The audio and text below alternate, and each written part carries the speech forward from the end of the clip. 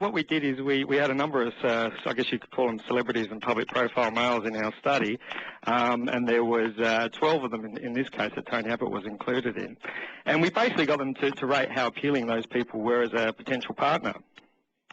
And he came in very much towards the bottom of that list with a 2 out of 10. Oh dear, who topped the list? In the list that he was in, George Clooney came in at number 1, although his score was 6 out of 10. George Clooney is hard to beat. He is very hard to beat, and he certainly was in with some tough competition there. Why do you think Abbott was at the bottom of the list then? Okay, well, one of the other things we did, of course, is we got women to rate them on a number of different attributes as well. And although he comes through very strongly as being a very well-educated man, and having financial assets, which might be a good thing. The thing that came through that was most stark was the fact that 51% of women felt that he would break promises.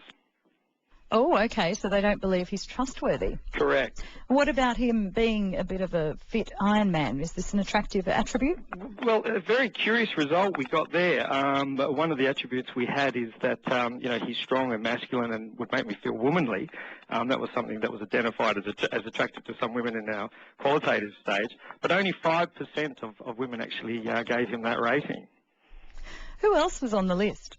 On the list that he was included in was, you mentioned Brendan Favola, Tiger Woods, Russell Crowe, Brad Pitt, Tom Cruise, and a number of others. Were you surprised by the survey results, and particularly where the opposition leader ended up? Look, I was surprised, certainly to see him that far down the list. I guess, it may well be just a part of being a politician, I guess.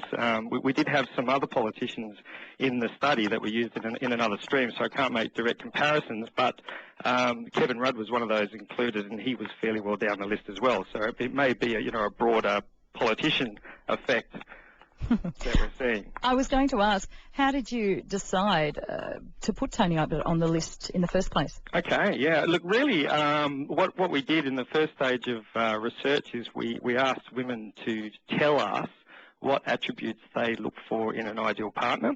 And then we said, and nominate someone who you feel fits that bill.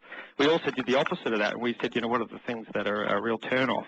Unfortunately, he came up in that list when we said, nominate someone who you feel would fit the